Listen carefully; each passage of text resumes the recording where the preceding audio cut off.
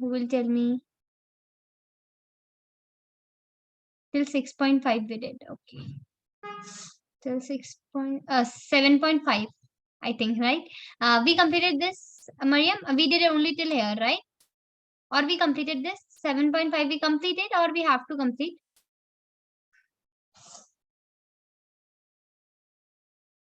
We have to. Okay. Okay, so let's just start. So basically, coming to this information about Indian workforce. Okay, so basically you have two sectors. One is your formal sector and one is your informal sector. Okay, so now the question is, ma'am, what is this formal sector and what is this informal sector? See, so we'll just see. See, in formal sector, basically, you are getting so many benefits. So what this? See, the workers in the formal sector get regular income, right? They also enjoy social security benefits such as maternity benefit, profit, PF, gratuity, and pension. So this is what they are getting, right? They earn more than those in the informal sector. So you have two sectors. One is your formal one, right? And one is your informal. So what you are doing, the people over here in the formal sector, they are getting more benefit as compared to informal sector. These are the benefit they are getting. Plus, the government through its labor laws enable them to protect their rights in various ways. So over here, they are following the government laws, right? And government protect them. It's not like that I hired someone and I will fire him whenever I want. No, there are some, offer letter and everything which you need to follow. Then the formal sector workers from trade unions bargain with the employer to better wages and other social security measures. So for example, I'm working in my company for last 1 year. Now I feel like there should be increment in my salary. So I can, I can ask them or I can bargain with them that you need to increase my salary because of this and this reason. Right. So these are basically the profit of working in formal sector. Okay, now coming to informal sector, basically over here, first thing is that, ma'am, who are working in informal sector? So informal sector, these people are included. Millions of farmers and agricultural laborers, owner of small enterprises, and the people working in those. For example, I have a tea stall, right? And I have a tea stall, so I am also working in informal sector, right? And also the people who are working in my tea stall, those are also working in informal sector. So if someone will ask you to differentiate between formal sector and informal sector, so very first thing you will write these point, and over here in opposite side what you will write, you will write the workers in formal sector get regular income. Over here you will write the worker in formal sector do not get regular income. Then you will write workers working in this, they enjoy this and this security, but here you will write they do not enjoy. So we can compare it, right? But now these are the people plus all the non-farm casual wage work. Casual means it's like, for example, construction is going on, so for 1 month they will be getting the job, but after that, once the construction is done, like who are you, who I am, we don't know each other. Done, construction work done, the working duration also completed. Okay, so this is what they come under this. Now, very, very, very important question. Quality of employment. Yes. Quality of employment has been deteriorating over years. Okay, so this is what, see, in India, the quality of employment is deteriorating. Deteriorating is basically it's decreasing. So how? See, even after working for more than 10 to 20 years, worker in informal sector do not get maternity benefit, profit and fund, gratuity, and the pension, right? So even if you like in formal sector, what is happening? Even if I'm working for 1 or 2 years, I'm just mentioning that I need increment, right? But in informal sector, even if you are working for 10 to 20 years, right, you are not getting all this benefit like maternity benefit, profit and fund, gratuity, and pension and all that. So you can say the quality is not good, right? Second, a person who is working in private sector get lower salary. There are two sectors, one is government sector and one is private sector. So as compared to public sector, like the government sector, the person who is working in private company, they are getting less salary. So again, it's a why they are working for example, over here you have a doctor, right? And over here you have a doctor. So if it is a government doctor, he will be getting more salary. But he's a private doctor, then he won't be getting the more salary. So again, it's not good. Development planning envisages that the economic growth, more and more worker will become formal sector worker, and the proportion of worker engaged in informal sector will decrease, right? So basically what happens when, we were making planning and everything, there we decided that as our company will develop, right, more and more people will shift from informal sector to formal sector, right? But it's been too long. Still, you can say more and more people are working in informal. You can see formal sector only 30 people are working, 30 million. And in informal, you can see 443 people are working in informal sector. So it was decided earlier that, with the development, things will be done like formal people from informal sector will be shifting to here. But again, you can see the problem is same, right? So these are basically what are the reasons. I'll ask you what are the reasons why the employment quality is decreasing. So first, see, even the people who are working, they are not getting it, right? Plus private sector issue. Then even it was decided, it was told us to that we were informed that this will happen, but nothing is being done, right? So first of all, you will study all this point of 3 points of formal sectors. Okay. Then people who are included in this. Then by the quality, you will start from first point, second point, and the third point. Okay. And then we'll start to the next topic. Okay. So you can start from here. Quickly read it. Okay.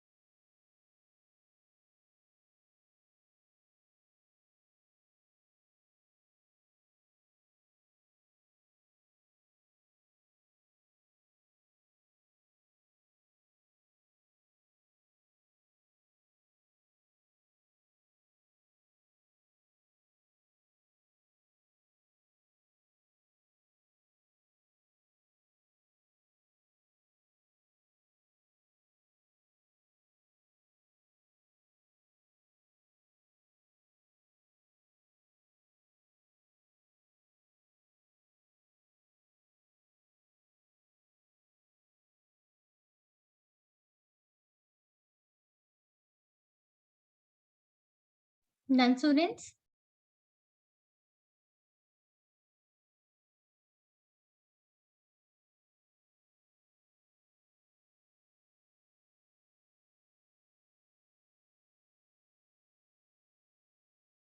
Okay.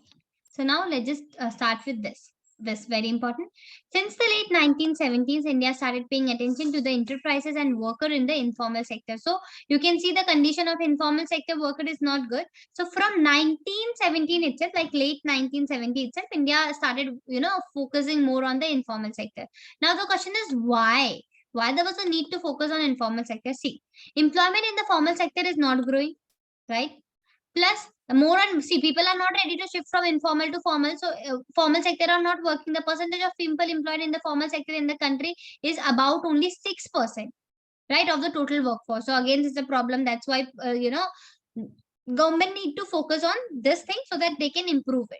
Second, worker and enterprises in the informal sector do not get regular income. So they are not getting regular income. So they don't have any job security. Plus, they do not get any protection or regulation from the government. And workers are dismissed without any compensation. So, for example, I have hired someone in my tea stall. I'm like, I don't, from tomorrow, don't come. Right? I fired him. I didn't give him any compensation, nothing. That's again a problem. Technology used in informal sector enterprises is outdated. So whatever technology they are using in the informal sector, it is outdated. They also do not maintain any accounts, right? And of late, owing to the efforts of International Labour Organization, this came. International Labour Organization, the Indian government has initiated the modernization of informal sector enterprises and provision of social security measures in the informal sector. One. Okay. So basically, what happened? These were the reasons, right? So now what government did when this came, so question can come from here, dash organization helped or forced Indian government to look into the informal sector or to modernize the informal sector. So this was basically the organization, International Labor Organization. That is the organization that will focus on all the labors. They will make laws for the labors, and plus if someone is violating their rights and everything, so they will take strict action against that person, right? So because of this organization, people working in informal sector, they feel safe, right? So you will quickly read it from here and then we'll do the next part.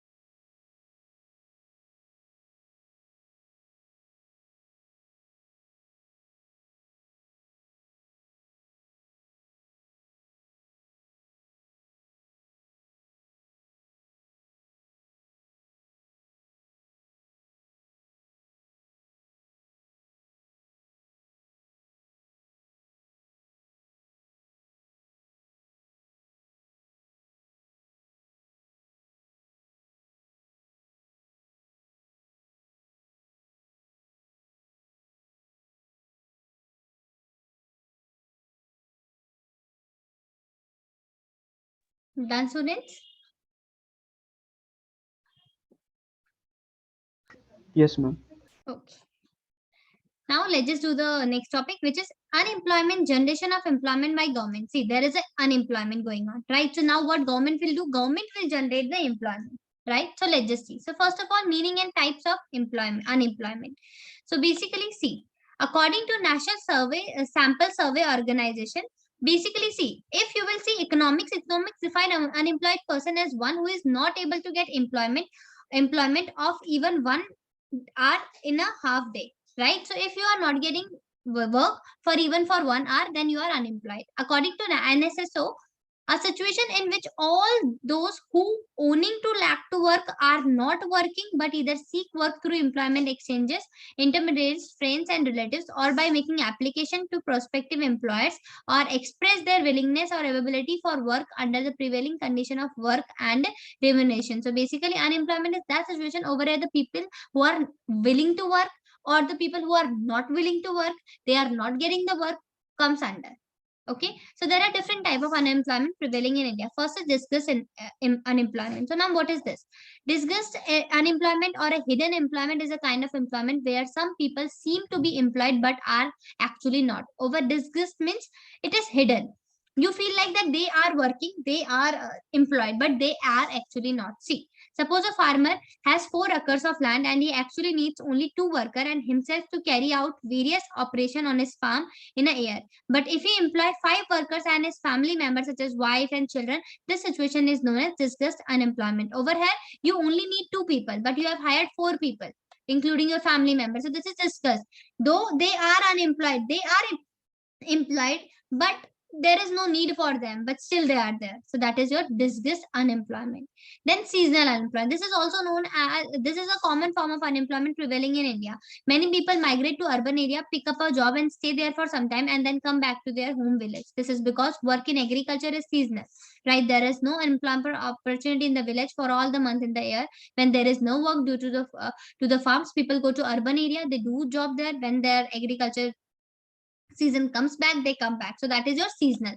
Because for example in agriculture you need to grow the crops. After that they will take 5 to 6 months, right? And then you will harvest them. So you are not getting the employment entire year, right? So when in between, what people do, they go to urban area and there they work and then they come back when there is a harvesting, then they grow crops and similar this process keep on. So they are seasonally unemployed, right? Then open employment. In many cities, we find people standing in some selected area looking for people to employ them that day work. Some go to factories and offices to give the biodata and ask them whether there is a vacancy in the factory or office. Many in the rural areas go to employment exchanges and register themselves when vacancy notified them to the employment exchange. This is called open employment. Open employment, they are ready that we want to work and they are searching the job that we should get job, we should get job like this. So that is open unemployment. Clear? Clear, clear, clear. Yes. Okay. So we will quickly read it and then we will move to the next topic. Okay. Just read meaning and this.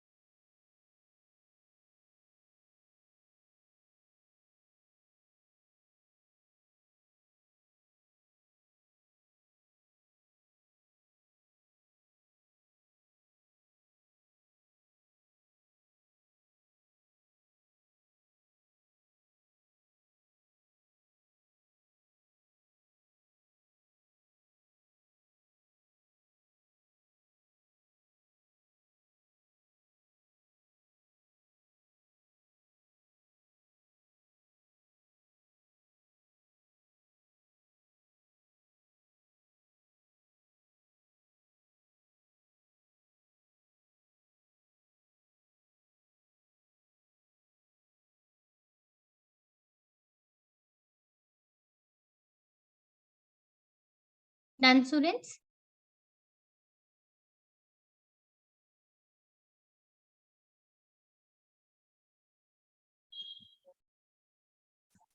Okay.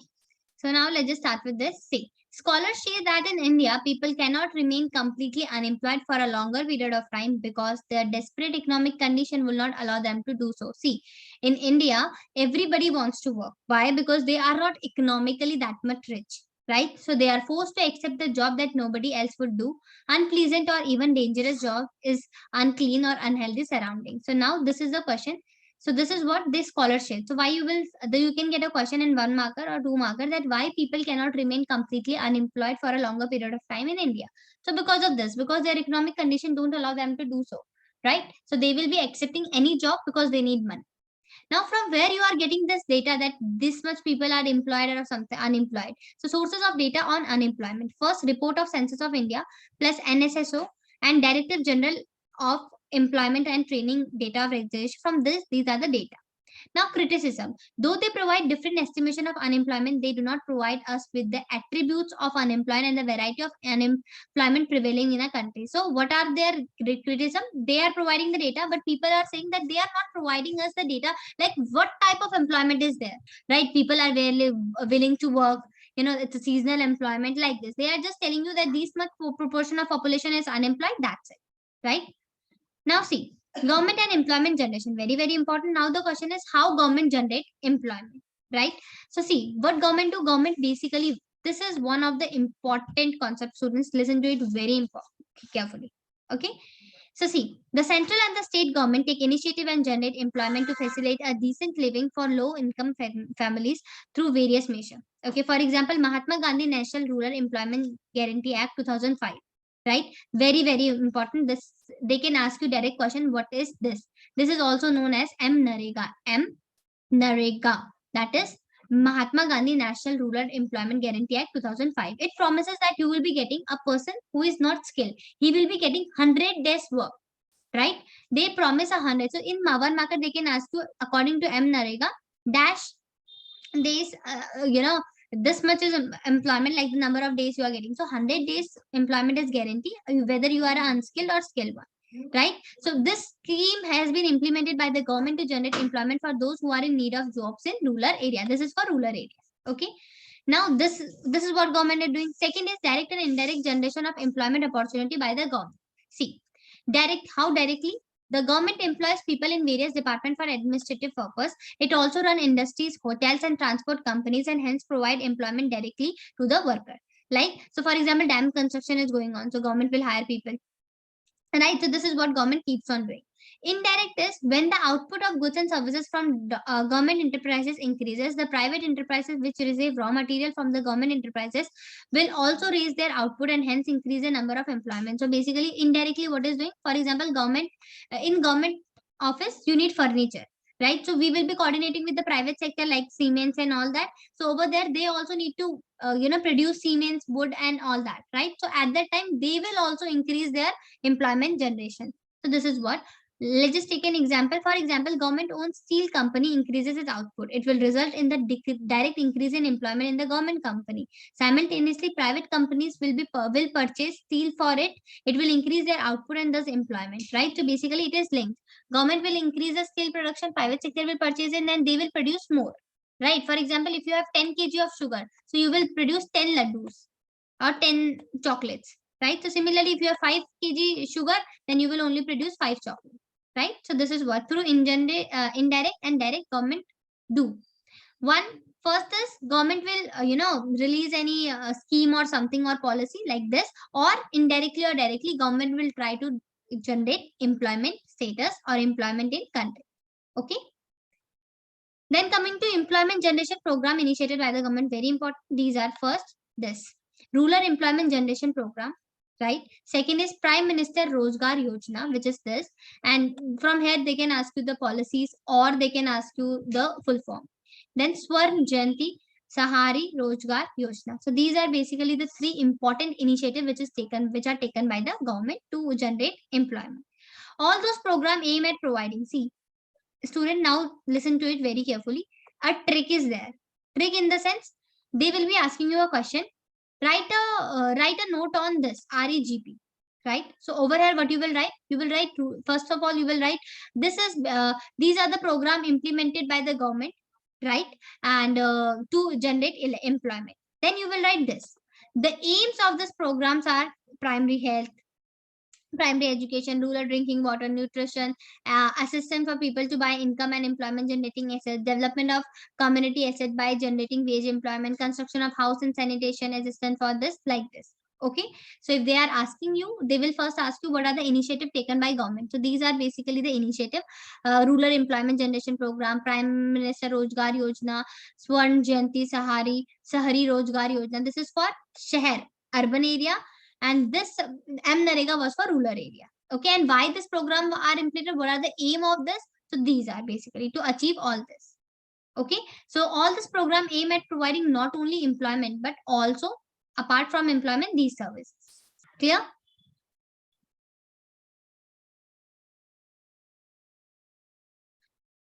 No? Yes? Yes, ma'am. Okay. Okay, so we will quickly read it and then we are done with this. Okay, students, I have to take your rural development test as well, right? So in the next class, I will take your rural development test, right? So read the rural development chapter in a good way. I took your test for rural development, students. No, I think no. I just only took for human capital. Yeah. Okay. So in the next class, I'll take your rural development test. Okay. The same MCQ, right? And then we'll be like, after that I'll take your this, like in the next class we'll do rural development test, and after that we'll start with the next, like, last topic of this. Okay. Quickly read it.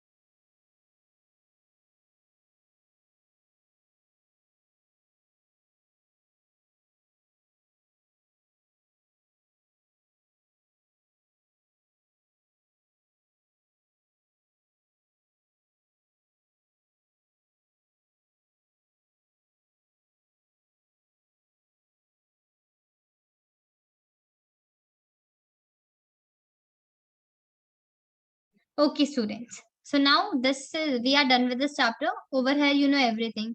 You know work participation rate, self-employed, casual, regular salaried, jobless growth, casualization of worker. See, jobless growth is basically increasing GDP growth rate without generating employment. Your GDP is increasing, but your employment level is zero. Right. So, for example, why this is happening? Because the section who are employed, their salary is increasing. Right. But this doesn't mean that the people who are not employed, they are getting the employment. Right. Then formal and informal sector established and the workers. This and unemployment, unemployed person and the worker, right? So everything we have done, and we are you have the PDF with you. You will read it